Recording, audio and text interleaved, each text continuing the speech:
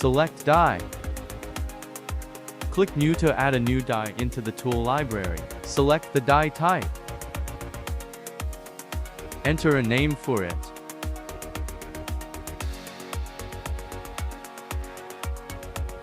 Click Accept. Then input the width, height, radius, angle, opening, and impedance of the die respectively. The width is 2 times the distance from the center point of the die groove currently in use to the inner edge.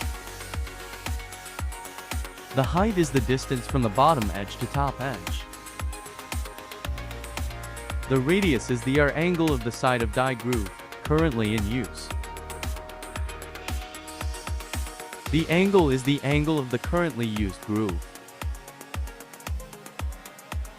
The opening is the groove size. Bottom standard. Set the impedance to 5. Then click End.